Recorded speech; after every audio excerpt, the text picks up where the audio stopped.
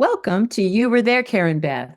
Thank you for sharing a World War II daughter's experience during the 80th anniversary of the liberation of Plélo in Brittany, France during World War II.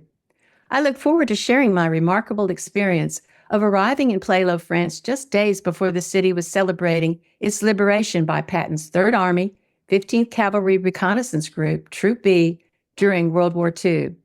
The synergy and providence of my unplanned arrival just days before the celebration was all the more unbelievable as I was there to deliver my father's military documents, which recorded the events of the liberation in detail.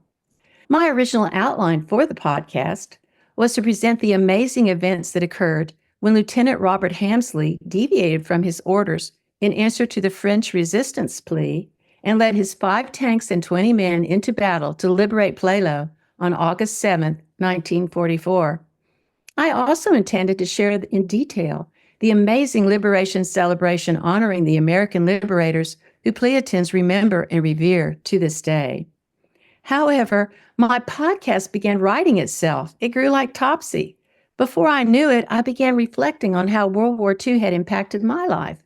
I began making connections with the war from my early childhood in England. I realized that as a baby boomer, born right after the war, it had had a great influence on my life. I had a unique perspective and wanted to share not only the impact the war had on soldiers like my dad, Delbert Downing, and the people of Plélo, but also the impact the war had on their families and descendants.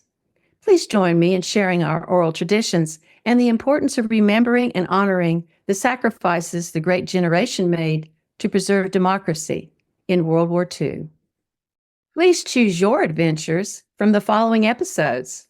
For my providential journey to Plélo, France, choose episodes 1 through 10. Join me and my partner, Bert Spurl, as we launch into a 6-week tour of England and Europe.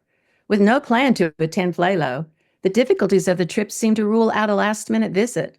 But while sailing in England, I got in touch with the effect that World War II had on me and my family. I began my schooling in England and remembered the bombed-out ruins which were still evident. While traveling throughout Europe, vestiges of World War II made it a constant traveling companion. For historical details of Plélo's World War II liberation, go to episodes 11 to 15. Take a deep dive into the liberation of Plélo by Patton's 3rd Army, 15th Cavalry Reconnaissance Troop B, as Lieutenant Robert Hamsley leads 5 tanks and men to go into battle to free Plélo. Learn in detail how Colonel Hamsley went against orders to save Plélo, so official military documentation was never made. My father's and Colonel Hamsley's documents shed new light on the details of that celebrated day and what was to follow. See how the people of Plélo spent years searching for Hamsley until they found him and celebrated the heroism of he and his men. For details of Plélo's 80th anniversary liberation celebration, go to episodes 16 through 26. Join Bert and me as we are warmly welcomed by the city of Plélo to join them in 3 days of nonstop festivities celebrating Plélo's 80th anniversary liberation. See photos and videos of 130 participants wearing 1940s military uniforms, 50 1940s U.S. military tents, 60 U.S. military vehicles, including armored cars and tanks. 7,000 people visited the camp each day, enjoy somber ceremonies, joyful dances and feasts and convoys as the city of Plélo celebrated and honored the American liberators. For reflections on the impact of World War II, go to episodes 27 through 30. See how the people of Plélo shared their oral traditions and family history experienced during World War II.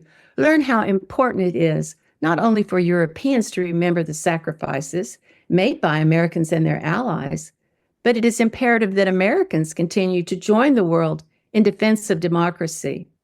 As descendants of World War II, we continue to live in freedom due to our ancestors' sacrifices. Every generation owes it to our ancestors to continue the fight to preserve democracy. To understand why I created this presentation, go to episode 31. Learn how I was so deeply moved by all that I experienced in Plélo that I had to tell their story. Through encouragement by family, friends, and neighbors, I created my first podcast documentary to share my sense of obligation and to let Americans know how highly regarded and revered Americans are, because our ancestors fought to liberate Plélo in World War II on August 7th, 1944.